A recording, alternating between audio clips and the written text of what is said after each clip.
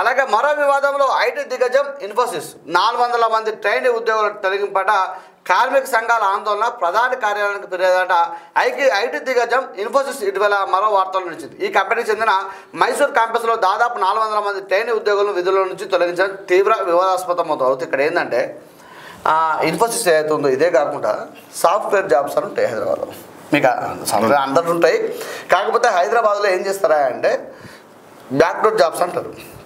Backdoor jobs అంటారు అంటే ఇప్పుడు మనకు అన్ని అర్హతలు ఉన్నా కూడా జాబ్ రాకపోతే ఏం చేస్తారా అంటే అందులో మేనేజర్ హెచ్ఆర్ అని చెప్తారు, మాకు పరిచయం ఉంది, నీకు బ్యాక్డోర్ జాబ్ ఇస్తాను, ఓ 2 లక్షల రూపాయలు కడితే లేకపోతే 3 లక్షల రూపాయలు కడితే సాఫ్ట్వేర్ జాబ్ ఇస్తామని చెప్తారు. 3 నెలలు 6 నెలలు ప్రొబిషన్ పీరియడ్ అని ఉంటుంది. ఎగ్జాంపుల్గా వీళ్ళు ఏం చేస్తారా అంటే కొన్ని కంపెనీలు అంటే 100లో 1% మాత్రం కరెక్ట్ ఉంటుంది, 99% ఫేకే ఉంటుంది.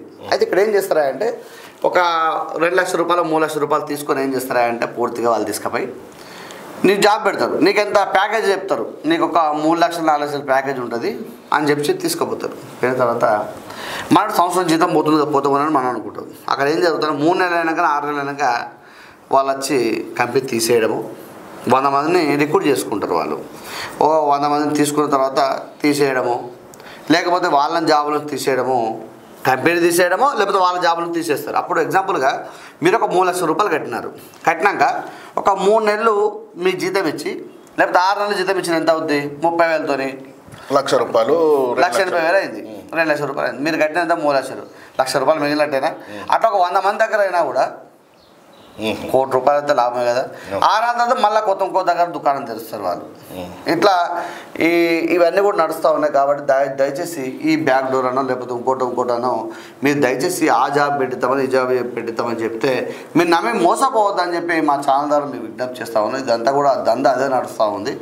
సాఫ్ట్వేర్ జాబ్ అని చెప్తారు, డబ్బులు తీసుకుంటారు, ఆ 3 నెలలు 6 నెలలకు మిమ్మల్ని తీసేస్తారు. అప్పుడు ఆయన మాట నేను జాబ్ పెట్టించినా కదా, నీ యొక్క పనితీరు నచ్చక తీసివేయడం జరిగిందని వాళ్ళు చెప్తారు. అప్పుడు మీరు కుయ్యో మొర్ర అన్నా కూడా మీ డబ్బులు మీకు రావు, తెచ్చిన అప్పు కట్టలేక మీరు ఇబ్బంది పడే అవకాశం కూడా ఉంటుంది. కాబట్టి మీరు దయచేసి ఇటువంటి జోలికి పోవద్దని కొడతా ఉన్నాం.